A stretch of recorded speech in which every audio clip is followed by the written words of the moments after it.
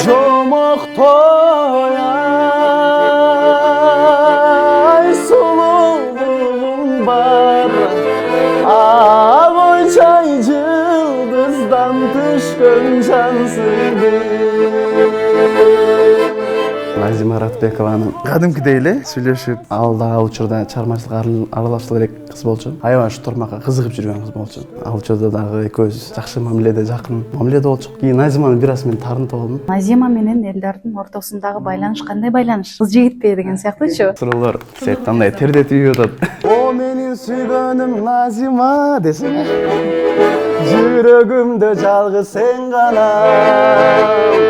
Кармашып колубуз дайыма калсынчы садагам Назирам калсынчы садагам Назима бойна видеолор боюнча негизи мен да мынтип жүктөйм деген ой болгон эмес. Та бир-эки видеолорубуз бар болчу. Алар жүктөгүм келбейт эле да мурун. Бир аз Назимага кат тийип калабы деп ойлочумун. Былтыр ошо Бекбайкенин концертинде көңүлүнө көңүл кошуп сыйынтып коеюн деген ой болгон. Күтүүсүз жерден чыгып туруп эле билбей калдык ошентип сыйынтып. Неожиданный кылып аябай сүйүнүп алган. Мага да жакшы бир сезимдер болгон.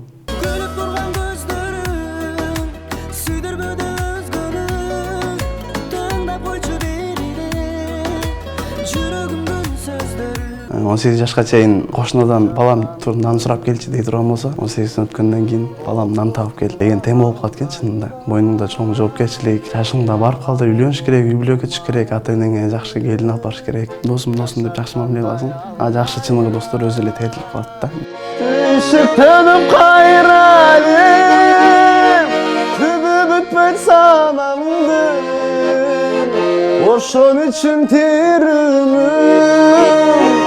ошон үчүн адаммын, ай, ошон үчүн адаммын.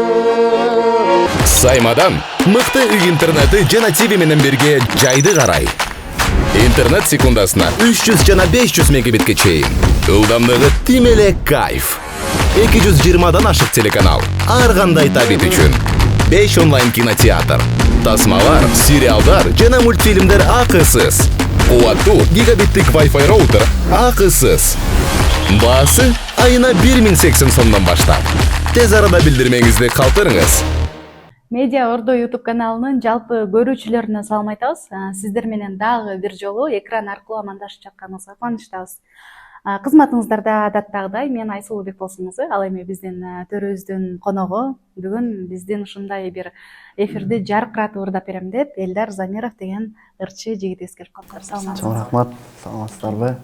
Жалпы көрөрмандарга ассаламу алейкум. Амандашып алдык, Буюрса. Энсон, анда баштайлы. Таанышалы алгач. Келиңиз өзүңүз жөнүндө айтып бериңиз. Өзүм тууралуу айта турган болсом, аты жөнүм Элдар Замиров. Туулган жерим Жалал Абад областына караштуу Аксы деген районунун Коштөбө деген айылынан болом. Ошол жакта чоңоюп өскөнбүз. Бала кезибиз ошол жакта өткөн. Азыркы учурда эмне менен алектенип атасыз? Азыркы учурда бир аз жекече жумуштарыбыз менен, андан сырткары мурункурак убакка караганда бир аз чыгармачылыкка көңүл буруп баштадык десем болот. Ошол чыгармачылык менен жүрсөм. Чыгармачылыкка демекчи, азыр дароо эле ырга кезек берели. Ыр менен баштап алалы бүгүнкү көрсөтүү. Болду. Кайсы чыгарманы аткарып бересиз? Месе көрөрмандарга өзүм жакшы көрүп ырдап жүргөн Жомоктой сулуу деген бир сомдур бар. Ошону ырдап берейин анда. Мүлктү милдеттүү түрдө камсыздандыруу иши кызуу жүрүп жаткан учуру 1-июлдан тарта камсыздандырылбаган автоунааларга айыппул салынышы бышык. Андыктан сиз дагы чамдаңыз. Жумушта, күндүн ысыгында, жол тыгындан чарчап жатсаңыз, анда онлайн эле төмөнкү номерлерге кайрылып, техпаспорту жана паспортуңузду жиберип, камсыздандырып алсаңыз толук мүмкүн. Асагада эки багыт бар. Биринчиси чектүү, экинчиси чексиз. Чектүүдө 4 гана адам ошол автоунааны айдап жүрө алат. Ал эми чексизде болсо калаган адам айдай алат. Жана аны сатып жатканда унааны ошол камсызданган укугу менен кошо сатсаңыз болот. Андыктан үйдө жатып эле төмөнкү номерлерге кайрылып, унааңызды камсыздандырып алыңыз.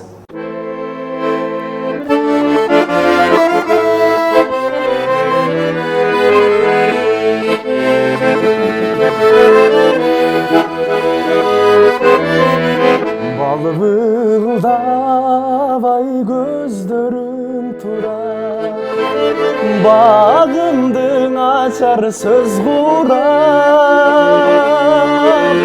бардыгы даяр сен үчүн баш кошсок дебай тилемин сурап буралган ай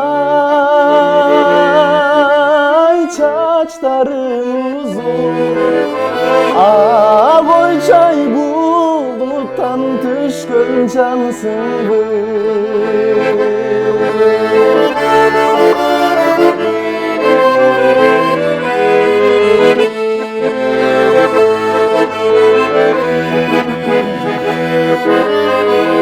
жымыңдабай көздөрүн жумап жаркылдап жанымда турат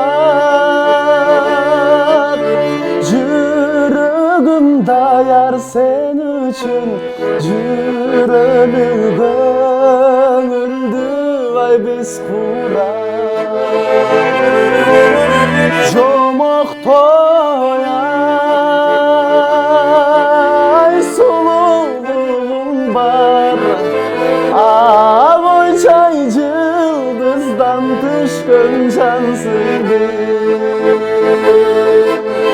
деги кой чай асмандан түшкөн жансыңбы баракелде сонун аткаруу болду. Чыгармачылык нукка буралы кантип келип калдыңыз? Чыгармачылыкка Кайсыл жактан билим алдыңыз дегендей? чыгармачылык боюнча документальный ырчымын десем жаңылышпайм негизи. Мен айылдан окууну бүтүп келип, 9-класста аяктап келип, бул жактагы Мураталы Күреңкеев деген музыкалык окуу жай бар. Ошол жакка тапшырып, ошол жактан 4 жыл музыкалык билим алгам. Азыркы учурда дагы билимди толуктап, Бейшин Алиев атындагы искусство университетинде билим алып жатам. Аккордеонду алгач колуңузга алган жаш курагыңыз канча жашта эле? Аккордеонду мектепте окуп жүргөндө чынында аябай кызыгат элем. Ушу 5-6 класстарда инструмент черткенге кызыгып, гитара ойноп, анан аккордеонго кызыгып, ошо 6-7 класс болушум керек эле. Ошондо аккордеонго үйрөнүп кызыккандан. Ооба. Бизде айтып койдук го, ошол ырдагандардын окуусу оңой эле болуш керек деген сыяктуу. Ырдап эле бүтөт да. Ошентип эле ырдап эле болот депчи, анан угуп калам да, баягы кыйын депчи. Студенттик күндөрүңүз деги эле кандай өттү? Мисалы, чын эле сиз айткандай элдин бардыгы ырдап эле бүтөт. Мисалы, окуса деле экзаменде ырдап коет болду. Тойго барса деле, мисалы, азыр чоң эле ырчылар барып туруп кымбат ставка айтып туруп ырдаса жаман көрүп атышпайбы элдерчи? Мисалы, барып туруп чоң ырчылар $400 ырдайм десе, $400 чакырса, $400 ырдап да 10 мүнөттө эле $400 алып кетип калат деп элдер жаман көрөт да. Ал ошол 10 мүнөт ырдап, ошончо акча табам деп канча жыл менет кылып, канча жыл окуп билим алганын бир аз эске албай коюшат да. Ошо артында бир аз эмгек бар да, көп эле негизи. Сизде кандай кыйынчылыктар болду студенттик кезде? Деги эле кандай өттү? Студенттик кезибиз аябай сонун өттү. Аябай деле мындай илгеркидей студенттер ачка калып калат дейт эле го. Аябай деле андай деле көргөн жокпуз. Эми ачка калган күндөр сөзсүз болду. Бирок студент болуп жүргөндө ушундай аккордеон үйрөнүп алгам жакшы болгон экен, мындай. Досторубуз менен элдин жакшылыктарына барып, акча көп албаса да курсак ток дегендейчи. Ошентип студент күндөр өттү. Өнөрлүү адамдын дайыма курсагы токтоп коет. Ошондой эле болгон турбайбы? Ошондой болду. Анан азыр жогоруда Жомоктой сулуу деп бир жакшы чыгарма аткарып өттүңүз. Бул ырдын клибинде бизден азыркы Бекборбиев байкебиздин жанында жүргөн солисткасы, эми кызыгы келди окшойт, сундай иншалла. Назима Ратбекова тартылган экен. Кантип тартылып калды? Жакшы суроо бердиңиз. Суроолору чекесиң келип атат азыр. Тердетчү деп атасыз сурооңуз. Ал Назима Ратбекованын где-то 2-3 жыл болуп калды окшойт клип тартылганына. Кадимкидей эле сүйлөшүп, клипке тартылып берип кой, деп эле. Анан кийин ал дагы учурда чыгармачылыкка аралашып элек кыз болчу. Аябай ушу турмакка кызыгып жүргөн кыз болчу. Анан кийин ал учурда дагы экөөбүз жакшы мамиледе, жакын мамиледе болчук. Анан ошондон кийин эле клип тартам деп анан сени тартайын деп ал дагы макулдугун берип ошентип тартып койгом. Жакшы мамиледе болчук деп өткөн чакты айтып атасыз да. Азыркы учурда мамилеси кандай? Азыркы учурда деле жакшы эле. Жакшы мамиледебиз. Азыр сонун Кыргызстанга таанылып калган жакшы ырчы айымдардын бири десем болот. Өзүнүн ордун таап келатат буюрса. Азыр көрүүчүлөрдө дагы суроо жаралаткан болуш керек. Сиздин жүзүңүздү мындай көрүшүп эле таанып аткан болуш керек да. Буга чейин пабликтерде, социалдык тармактарда чуу жаратып жаткан экөөңүздөрдүн жасалган видеолор тууралуу сурагым келип атат. Ал видеолор кайсы жактан негизи? Видеолор кенен эле сүйлөй берейин да. Ооба, кенен эле. Эч ким урушпайт дегенсиң. Видеолор боюнча негизи мен да мынтип жүктөйм деген ой болгон эмес негизи. Ошол клипти эстеп кетип видео чогуу балдар менен отуруп эле анан азыр аябай эме болуп атат го, Назима менен эме. Сен клибиңе түшкөн го, жүктөп койбойсуңбу деп сөз болуп калды видео. Силде ошентип коеюмбу? Анан жүктөп кой деп анан кийин ошентип бир аз обложкага сөз жазып жүктөп койдук эле. Мен мурдун ушу Назима боюнча анан дагы бир эки видеолорубуз бар болчу. Алар жүктөгүм келбейт эле да мурун. Мисалы бир аз Назимага кат тийип калабы деп да ойлочумун кичине. Анан кийин ошентип жүрүп эч ак эле бар видеолор да бул чыккан видеолорчу. Бир жыл болуп калган. Анан ушул видеону эле жүктөп болду, ушуну эле жүктөп коем TikTokко деп ошону TikTokко жүктөдүм. Башка видео жүктөйм деген ой вообще болгон жок менде. Жүктөрүм менен бир аз просмотр алып баштаганда эле Назима жазды мага. Назима жазып, бул не кылганыңыз бир аз тураңыз болуп калды окшойт. Мага айтып койсоңуз болмок дегендей кылды. Таарынды. Бир аз ошентип калды окшойт да. Анан кийин неге сен бул жакта жамандап чыгарбай эле мен дегенсип жазсам, анан кийин бир аз таарынча кеттик. Анан кийин уже таарынып калды. До конца таарынтып коеюн деп турган. Мурдагы видеолордун баарын жүктөп салдым мен. Ошондой болду анан ошол. Атакында ой деле болгон эмес негизи. Атайын жаман эметем, жаман комментарий жыйнайм антем деген деле ой болгон эмес. Ошо бир эле жомоктойсулуунун клибин эле жүктөйм деген мен. Кийин Назиманы бир аз мен таарынтып алдым. Ушундай учурдан пайдаланып кечирим сурай кетейин Назимадан, бир аз таарынтып алган болсом. Ошону таарынып калды, эми до конца эле таарынтып коеюн деп турган. Калган видеолорду дагы тиги гүл берген видеолорум бар болчу. Ошолорду жүктөп салдым. Ошо. Ооба. Ал гүл берген учур кайсы учур болуп калат? Гүл берген учурга бир аз убакыт өтүп калды негизи. Былтыр ошо Бекбайкенин концертинде болчу. Ошондо бир көңүлүнө көңүл кошуп сыйынтып коеюн деген ой болгон. Анан кийин концерттин биринчи күнү өтүп кеткен экен, экинчи күнүндө Назиманын историясынан көрүп калып, сонун концерт болуп атыптыр деп анан барайын деген сыяктуу эмет болгом. Анан кийин ал мен барышымды деле билген эмес, гүл беришимди деле билген эмес. Анан күтүүсүз жерден чыгып туруп эле гүл берип калдык, ошентип сыйынтып. Неожиданный кылып аябай сүйүнүп алган. Мага да жакшы бир сезимдер болгон. Жакшы. Анан ошол чыккан видеолордун алдында комментарийлер дагы жок эмес да. Бул Назима менен Элдардын ортосундагы байланыш кандай байланыш? Балким кыз жигитпи деген сыяктуучу? Андай деле кыз жигит мамиледе эле жок бизде азыр. Ал өзүнүн чыгармачылык жаатында өзүнүн ордун азыр да атасың мурдачы. Жок, негизи эле мындай жакшы мамиледе, жакын мамиледе таанышпыз. Ошол эле ортодо. Эле тердеп кеттиңиз окшойт бул суроолордон кийин. Бир аз эрги бололу. Мен дагы, сиз дагы. Келиңиз, ырдап берели анда. Бир ырдап берейин анда. Бир аз суроолор сет андай тердетип атат. Шаңгырарлайды. Шаңгырынан. Талай Бектурганов агабыздын ырдап берейин анда. Көрөрмандардын урматына.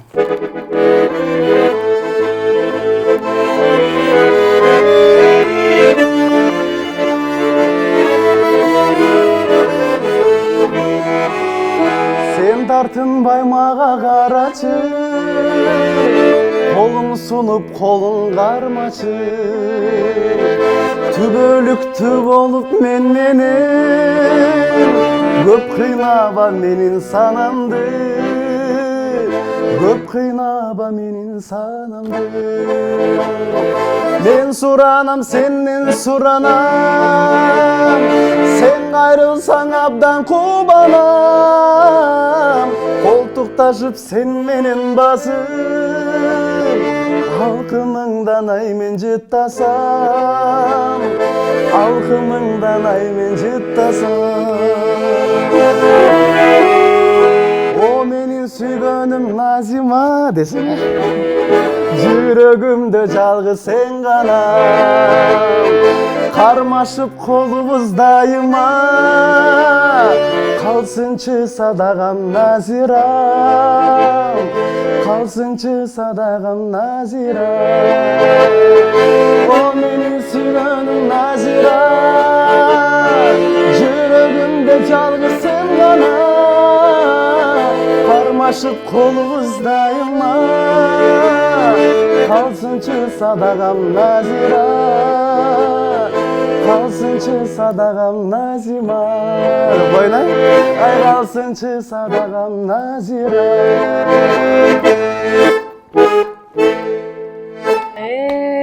Жақсы кетіп қалмақшы еті біраз, Ооба, бул ырдан кийин билбейм кандай ойдо болуп калат.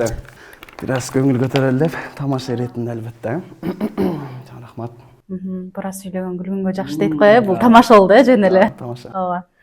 Анан ошол чыгармачылык багытта азыркы учурда үстүнөн иштеп атам деп атасыз. Буюрса кандай ырларды күтөбүз, кандай ырлар жаздырып атасыз? Ырлар боюнча айта турам болсом, буюрса жаңы эле күлүп турган көздөрүң деген сонун ырыбыз жаралды. Автор өзүбүздүн акебиз Саалык Камбаралиев агабызга таандык.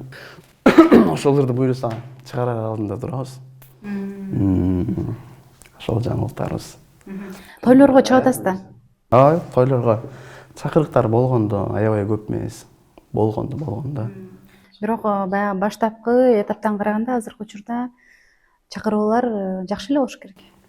Мурунга караганда мурун эми көбүрөөк мындай элдин жакшылыктарында, мындай эмелеринде аккордеон менен чакырып калышчу негизи. Азыр бир-аз эстрада жаатына аралашып келип атабыз. Жан дүйнөңүз негизи кандай ырларга жакын?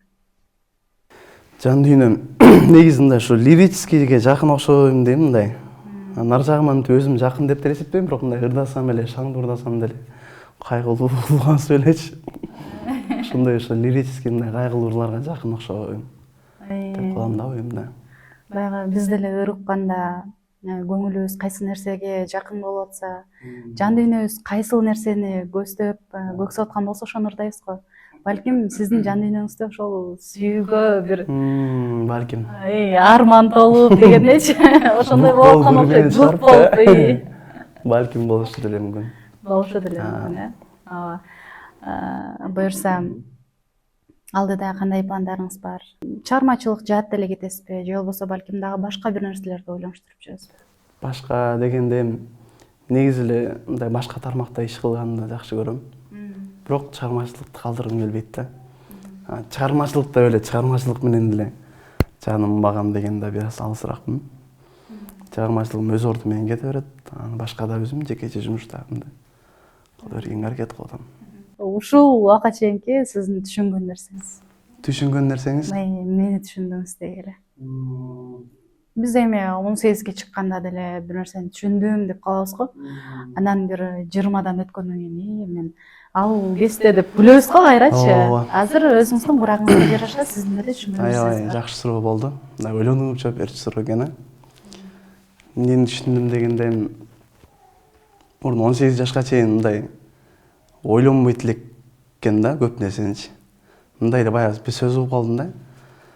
18 жашка чейин кошунадан балам нан сурап келчи дей турган болсо, 18 өткөндөн кийин балам нан табып кел деген тема болуп калат экен чынында. Ушул эле сөздүн ичинде чоң маани жатат экен да. Мойнуңда чоң жоопкерчилик.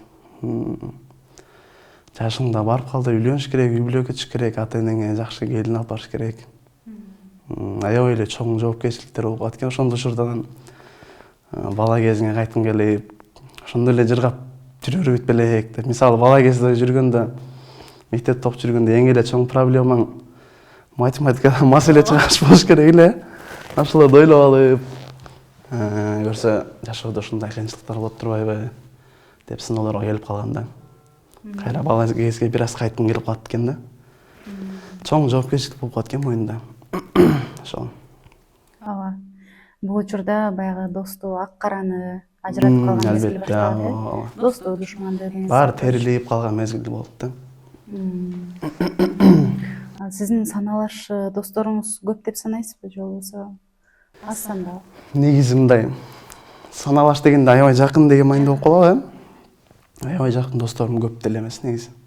Саналуу эле досторум бар, чыныгы досторум. Анан мындай досум деп жакын мамиле кылып жүргөн достор аябай көп чынында. Өтө көп. Эмне дейсиң, мамиле кылбай койбойсуң, досум деп жакшы мамиле кыласың. Жакшы чыныгы достор өзү эле терилип калат да негизи. Ошондой. Азыркы бир мукам үндүү чыгармаларыңыздан кийин дароо эле чыгарма кезек берели. Кайра, Кайрадан. да бир сонун чыгарма болсун анда.